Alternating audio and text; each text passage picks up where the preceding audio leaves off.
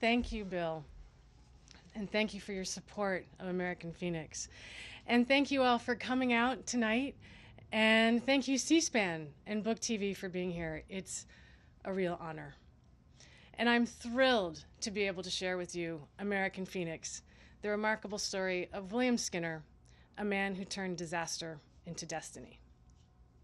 So one question that every writer gets when people find out that you're writing a book, whether you're at a cocktail party, in the supermarket, or on the street, is, so, what's your book about? It's a fair question, and a good one, and often extremely challenging to answer, because you have spent thousands of hours writing thousands of words, you have a ton of information in your head, and you're writing one story, but that one story includes many other stories. And suddenly you have to figure out how to condense all of this information, all these stories, into a 15-second soundbite of 10 words or less. Well, I've got it down to 3. Well, 7, actually, if you include American Phoenix is about. And one of the things that helped me get there was someone asked me, so, if your book were made into a movie, how would you pitch it? And I answered, the Titanic meets Rocky. American Phoenix is about, in essence, disaster and survival. It's about a disaster of epic proportions that involved a lot of water and engineering failure, a failure of design that killed a lot of people. And it's about survival, the triumph of the human spirit, the will to overcome extreme adversity, the ability to get back up when you've been knocked down again and again. So my book explores the challenge of having to rebuild your life after losing everything in an unexpected catastrophe. And it explores the discovery that sometimes our worst nightmares can turn into our greatest opportunities. It's particularly poignant for me to be here in Vermont talking about American Phoenix, a year after the devastation caused by Irene. Because so many Vermonters can relate to what William Skinner went through 130 odd years ago, having to rebuild their lives that have been now in ruin. And also now, given Hurricane Sandy, those down in New Jersey and in Staten Island, in Queens, and in Brooklyn can also unfortunately relate to this challenge. What do you do? Now, whether we come to this storyline with that kind of connection or not, we've all had disasters in our experience. We've all had those unexpected moments where something happens and suddenly our life isn't the same as it was a moment before. Everything has changed. We're in a new paradigm, and we have to figure out, how do we survive? These moments of crisis test us. They test our instincts, our loyalties, our faith in ourselves, our creativity. They test our emotions, and they certainly test our courage. On May 16th, 1874, a reservoir dam gave way in western Massachusetts.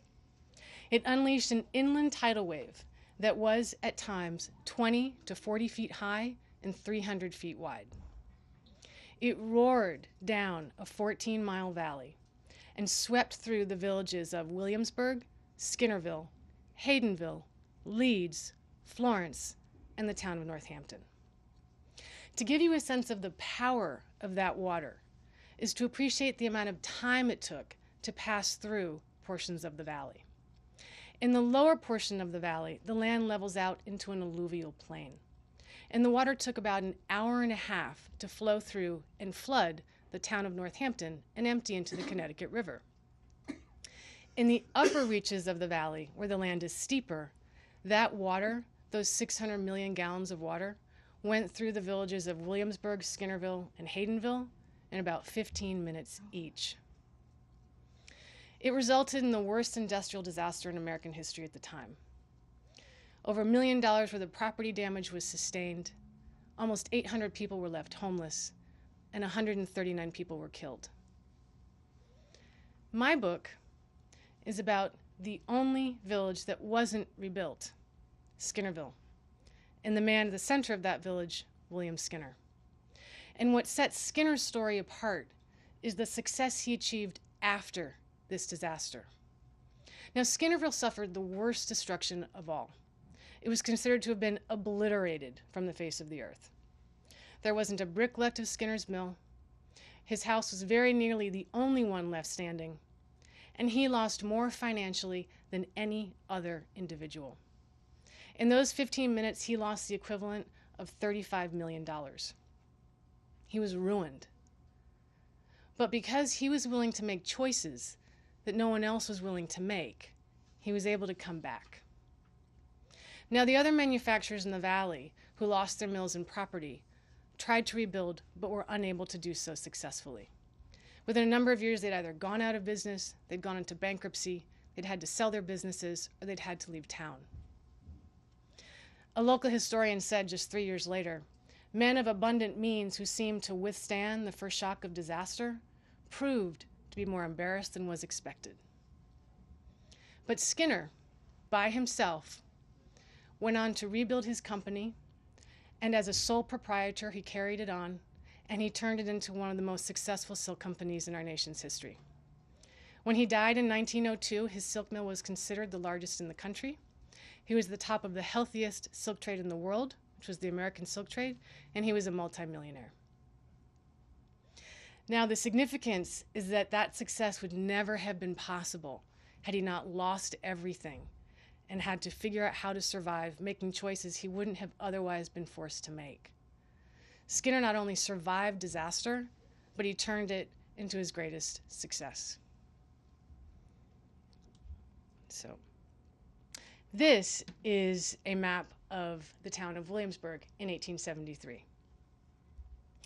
And it shows, this is the reservoir, that little kidney-shaped elf hat up at the top. And here's the village of Williamsburg, Skinnerville, and Haydenville.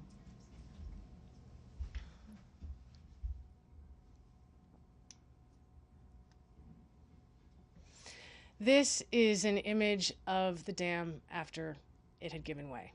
It was an earthen dam. It had a core wall of masonry, and this was all that was left of it.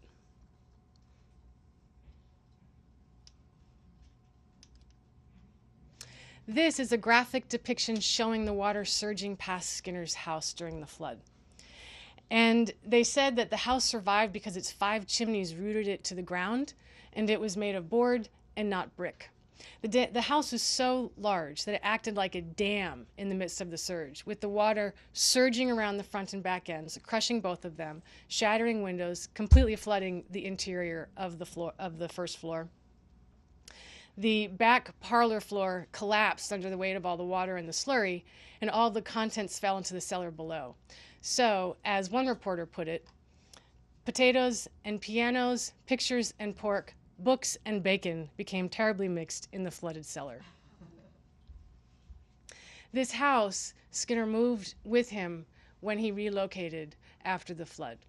It was taken apart piece by piece and transported on 25 railroad cars to the city of Holyoke, where he rebuilt. It is now a museum on the National Register of Historic Places, and you can go and visit it and walk around it.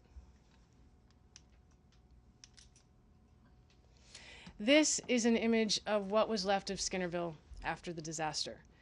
And it's hard to imagine what it was like before. It was a thriving factory village filled with houses, trees, stone walls, farmland, and of course Skinner's silk mill. This right here is the foundation of that's all that was left of the mill. And it extended far to the left of this photograph. This is Skinner's house. You can see the front piazza is collapsed.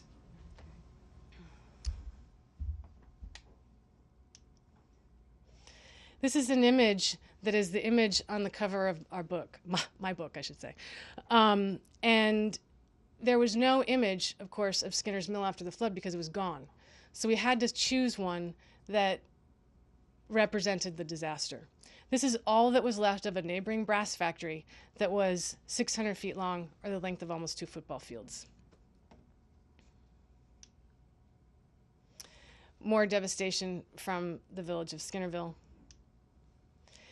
And here is a house